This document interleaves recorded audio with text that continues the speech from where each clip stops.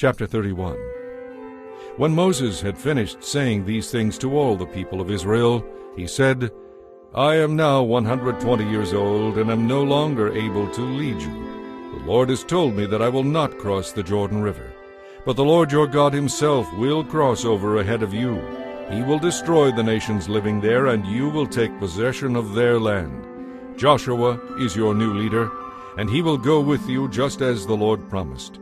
The Lord will destroy the nations living in the land, just as he destroyed Sihon and Og, the kings of the Amorites. The Lord will hand over to you the people who live there, and you will deal with them as I have commanded you. Be strong and courageous. Do not be afraid of them. The Lord your God will go ahead of you.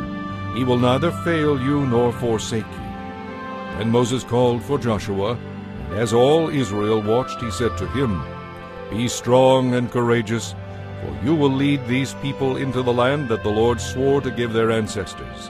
You are the one who will deliver it to them as their inheritance. Do not be afraid or discouraged, for the Lord is the one who goes before you.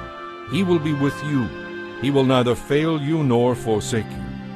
So Moses wrote down this law and gave it to the priests, who carried the ark of the Lord's covenant, and to the leaders of Israel. Then Moses gave them this command. At the end of every 7th year, the year of release, during the festival of shelters, you must read this law to all the people of Israel when they assemble before the Lord your God at the place he chooses. Call them all together, men, women, children, and the foreigners living in your towns, so they may listen and learn to fear the Lord your God and carefully obey all the terms of this law. Do this so that your children who have not known these laws will hear them and will learn to fear the Lord your God. Do this as long as you live in the land you are crossing the Jordan to occupy. Then the Lord said to Moses, The time has come for you to die. Call Joshua and take him with you to the tabernacle, and I will commission him there. So Moses and Joshua went and presented themselves at the tabernacle, and the Lord appeared to them in a pillar of cloud at the entrance to the sacred tent. The Lord said to Moses, You are about to die and join your ancestors.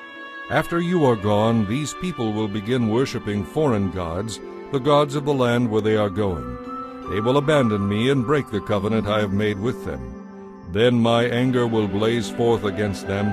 I will abandon them, hiding my face from them, and they will be destroyed. Terrible trouble will come down on them, so that they will say, These disasters have come because God is no longer among us. At that time I will hide my face from them, on account of all the sins they have committed by worshiping other gods. Now write down the words of this song, and teach it to the people of Israel. Teach them to sing it, so it may serve as a witness against them. For I will bring them into the land I swore to give their ancestors, a land flowing with milk and honey. There they will become prosperous. They will eat all the food they want and become well-nourished. Then they will begin to worship other gods. They will despise me and break my covenant. Then great disasters will come down on them, and this song will stand as evidence against them, for it will never be forgotten by their descendants. I know what these people are like, even before they have entered the land I swore to give them. So that very day Moses wrote down the words of the song and taught it to the Israelites. Then the Lord commissioned Joshua son of Nun with these words, Be strong and courageous. You must bring the people of Israel into the land I swore to give them. I will be with you. When Moses had finished writing down this entire body of law in a book, he gave these instructions to the Levites who carried the ark of the Lord's covenant. Take this book of the law and place it beside the ark of the covenant of the Lord your God, so it may serve as a witness against the people of Israel. For I know how rebellious and stubborn you are. Even now, while I am still with you, you have rebelled against the Lord. How much more rebellious will you be after my death?